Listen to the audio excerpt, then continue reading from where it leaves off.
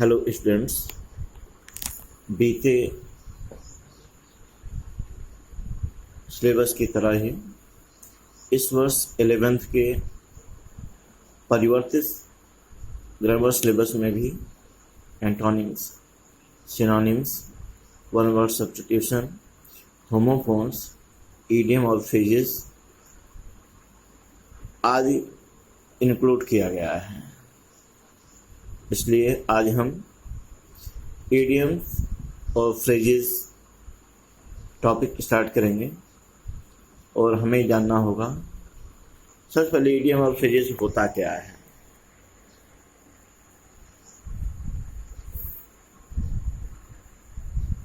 तो आप देख रहे हैं an idiom is a special mode of expression in a language.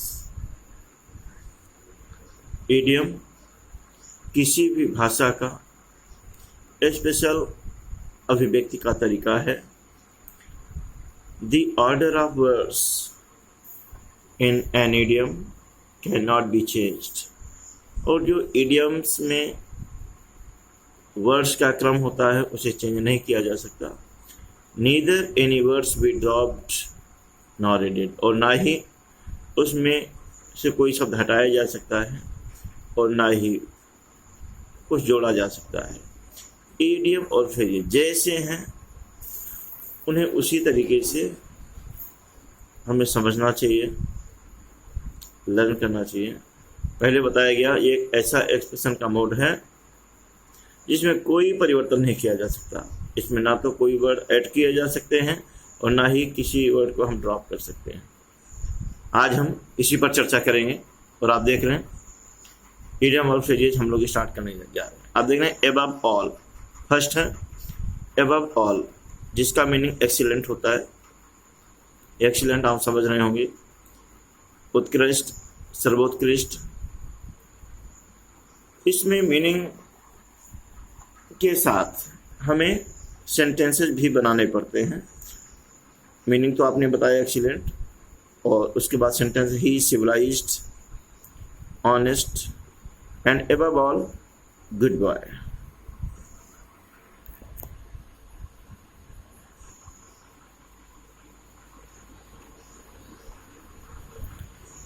Second देख रहे हैं above board।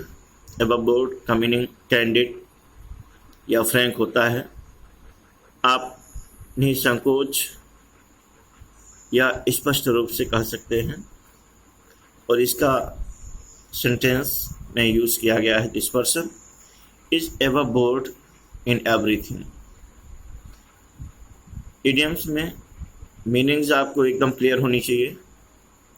सेंटेंस आप अपने साथ चेंज भी कर सकते हैं, लेकिन मीनिंग एग्जैक्ट हमें पता होना चाहिए। तो थर्ड है एडम्स एल। एडम्स एल का मीनिंग वाटर होता है, पानी। आप देख रहे हैं, और इसका सेंटेंस है please bring me a glass of Adam's ale. After all, इसका मीनिंग होता है बियॉन्ड ऑल, बियॉन्ड एवरीथिंग, सबके बावजूद। ही फेल्ड आफ्टर ऑल, सब करने के बावजूद वह फेल हो गया। अफेयर ऑफ ऑनर, जिसका मीनिंग होता है question of one's self respect. Affair of all हो अफेयर ऑफ ऑनर का मीनिंग है question of one's self respect. इसका हिंदी होता है किसी के स्वाभिमान का प्रश्न, और आप इसका प्रयोग कर रहे हैं। In Kargil war the Indian army was in an affair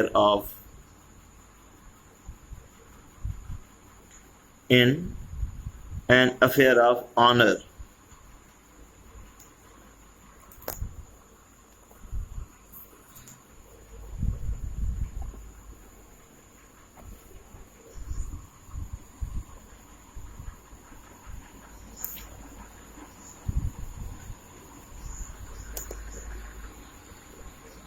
और आपका 6 है एट सी, जिसका मीनिंग होता है वीक एंड परप्लेक्स्ड, कमजोर व व्याकुल। Prabhakar is at sea in English and needs extra coaching. All the same, आप देख रहे हैं इसका मीनिंग है नेवरदलेस, और हिंदी में आप तो भी, फिर भी, तथापि आप कुछ भी कह सकते हैं। और इसका यूज है all the same, he cares her, कुछ भी हो फिर भी जो उसकी बहुत केयर करता है। All the corner of the earth, इसका मीनिंग है एवरीवेयर, सर्वत्र, हर जगह। We have searched all the corner of earth, but we have not been able to find heaven anywhere. हमने पूरी दुनिया का कोना कोना छाना, फिर भी हमें जन्नत ढूंढने में हम कामयाब नहीं हुए, सक्षम नहीं हुए। हमने बताया मीनिंग आप जानते हैं तो आप सेंटेंस चेंज कर सकते हैं, आप कुछ भी कर सकते हैं। God is all the corner of earth, आप ऐसा भी कर सकते हैं। मीनिंग जानना जरूरी है इसमें। The apple of one's eye, the apple of one's eye, इसका मीनिंग होता है वेरी डियर, और इसका यूज हुआ है Ram was an apple of the king Dasharatha's eyes. Ram राजा दशरथ के बहुत प्रिय थे। एप्पल ऑफ डिस्कार्ड या bone of contention, apple of discord कहें या बोर्ड ऑफ कंटेंशन कहें, इसका सेम मीनिंग होता है कॉज ऑफ डिस्प्यूट, झगड़े की जड़, और यहाँ पर यूज किया गया है। The left riches, riches means property होता है, आप देख भी रहे हैं। बाय दियर,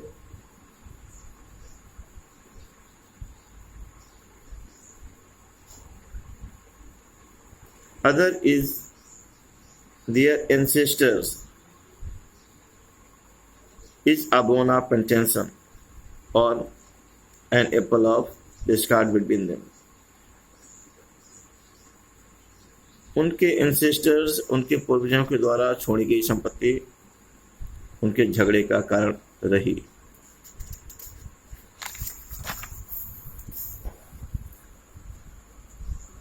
आपका 11th है, आप देख रहे हैं ऑल इन ऑल, जिसका मीनिंग होल एंड सोल होता है या मोस्ट पावरफुल होता है, जिसका मीनिंग सर्वे सर्वा होता है। आप यूज कर सकते हैं my father is all in my family, मेरे फादर मेरे परिवार में सर्वे सर्वा है।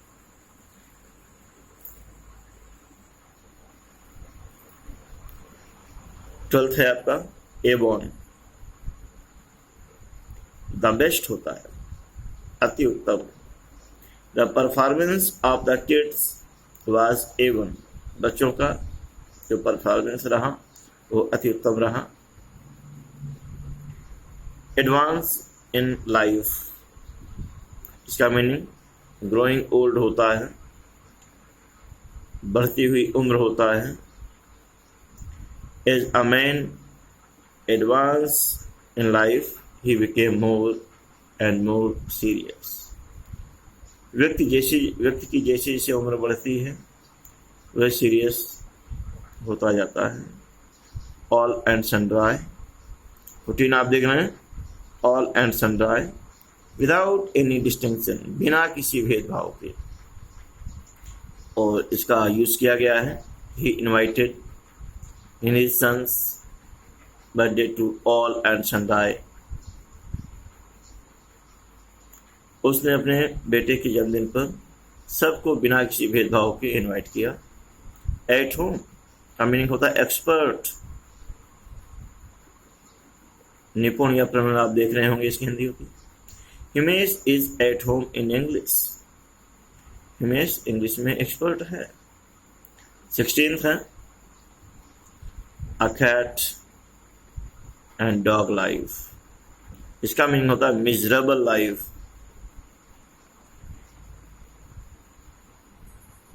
और इसका यूज किया गया है रत्नेश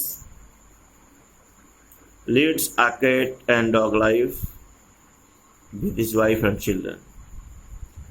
रत्नेश अपने पत्नी व बच्चों के साथ बहुत ही दयनीय जीवन या परेशानी भरा जीवन जीता है।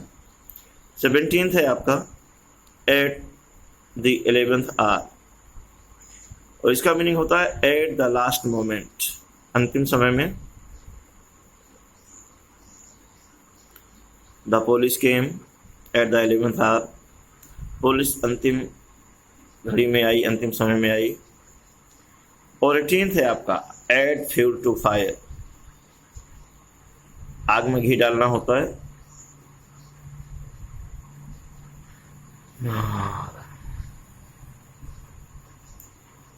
और इसका यूज है all were angry with him on his carelessness but his lame excuse fuel to fire.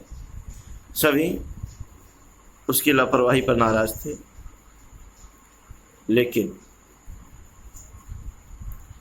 उसके झूठे बहाने ने, उसके बहाने ने आग में घी डालने का काम किया। 19th है आपका a white elephant, very costly और very expensive thing with less utility. बहुत महंगी चीज जिसका कोई विशेष उपयोग ना हो। आप देख रहे हैं इसका use, a Mercedes car for middle class family is a white elephant. Middle class family के लिए मर्सिडीज एक वाइट एलिफेंट है भाई, बहुत महंगी चीज़ है, उपयोग इसका बहुत नहीं है। 20 आप देख रहे हैं a wild goose chase unfruitful effort, या अ फ्रूटलेस एफर्ट सेम चीज है, ऐसा कार्य जिसका कोई परिणाम ना निकले। Authors mother was afraid, author की माँ को डर था that his son was going out and